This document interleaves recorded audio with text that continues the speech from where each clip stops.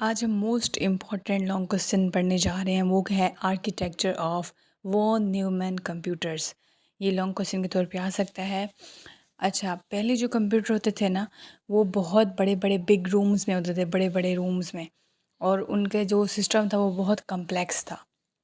लेकिन अब जो कंप्यूटर आ गए हैं, उनका सिस्टम जो बना है वो बना है architecture of von Neumann computers के ऊपर।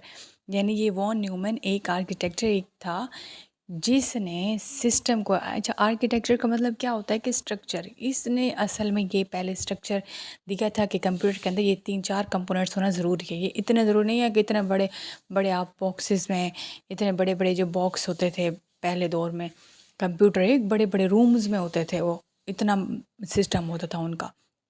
तो von Neumann architecture is a computer paradigm that delineates a system in which the hardware of computer has 4 primary components. ये कहता था कि हार्डवेयर जो है कंप्यूटर के वो 4 कंपोनेंट्स पे ही है। ज़रूरी नहीं है कि इतना बड़ा बड़ा ये जो तारों का कम्प्लेक्स सिस्टम है ये सारा कंप्यूटर है, नहीं। कंप्यूटर बेसिक चीज़ जो है वो 4 मेन प्राइमरी कंपोनेंट्स हैं। पहला मेमोरी है, दूसरा सीपीयू है, तीसरा इनपुट मैकेनिज़्म है और आउटपुट मैकेनिज़्म है। तो इस मॉडल को क्या कहा गया, इस मॉडल को this model is called John von Neumann model कहा गया था। और Neumann model named in honour of mathematician and physicist, ये फिजिस्ट हु कंट्रीब्यूटेड इस डेवलपमेंट ड्यूरिंग 1940।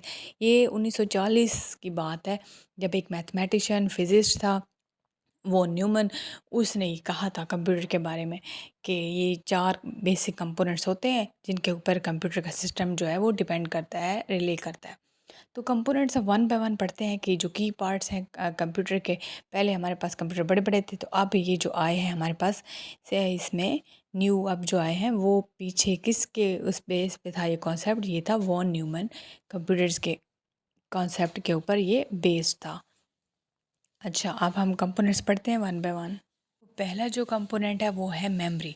मेमोरी के अंदर इनपुट डाटा भी होता है। अच्छा, जो डाटा होता है ना वो सीपीयू प्रोसेस तो करता है, लेकिन असल में वो कहाँ पे होता है, वो रैम में होता है। और एक होता है हार्ड डिस्क के अंदर, मतलब 2 साइड्स पे होता है। लेकिन जैसे कंप्यूटर ऑन करते हैं ना, तो वो डाटा ट्रांसफ़र हो रहा होता है हार्ड डिस्क से रैम की तरफ, लोड हो रहा होता है, लोडेड यहाँ पे पढ़ लिखा हुआ है।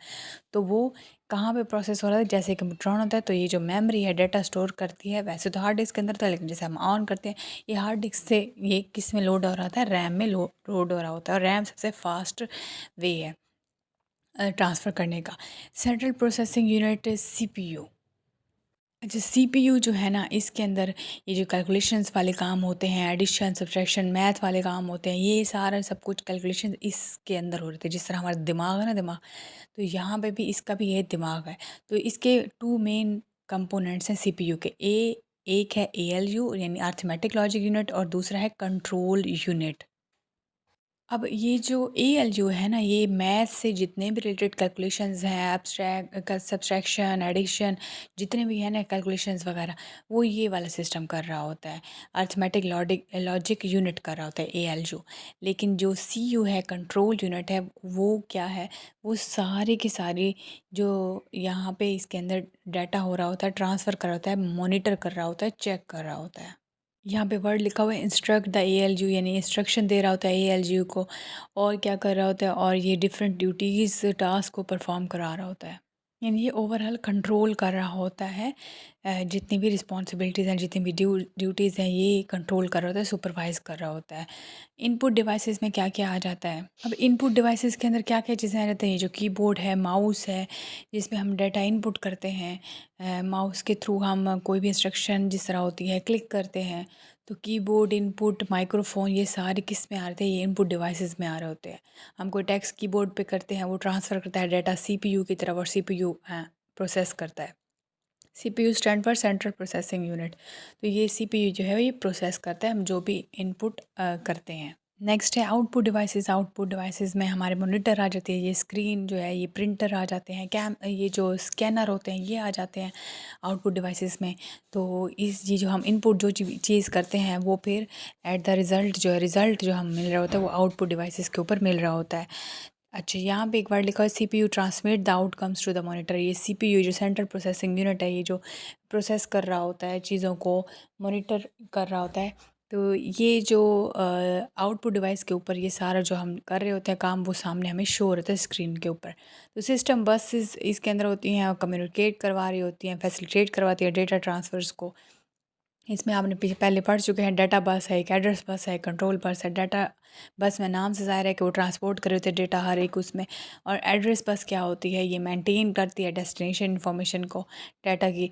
और कंट्रोल बस का काम क्या होता है, कंट्रोल करना इलेक्ट्रिकल सिग्नल्स को, कि ताकि ये जो डाटा है प्रॉपरली एफिशिएंटली ट्रांसफ़र हो सके। तो ये एक जो सामने आपको आ रहा है वॉन न्यूमन कंप्यूटर आर्किटेक्चर, ये कॉन्सेप्ट था कि कंप्यूटर की ये मेन चीज़ें होती हैं, जिसमें इनपुट आता है, आउटपुट डिवाइस होता है, मेमोरी आती है, कंट्रोल यूनिट में ये सीपीयू में ये कंट्रोल और अर्थमेटिक लॉजिक यूनिट आते हैं। तो ये बेसिक कंपोनेंट्स थे, बेसिक चीज़ें थी जो कि कंप्यूटर में होनी चाहिए और होती भी हैं। लेकिन ये जो बड़ी बड़ी पहले पुराने दौर में था, ये इसके अंदर सिर्फ ये चार ही मेन चीज़ें होती हैं। और आजकल जो सिस्टम है वो इसी मॉडल के ऊपर बेस्ड है, जो कि हमें वॉन न्यूमन ने 1940s में बता दिया था। ठीक है, इसको एक बार पढ़ लीजिएगा, नोट से देख लीजिएगा। कोई बात समझ ना आए तो ज़रूर पूछिएगा, बहुत आसान है।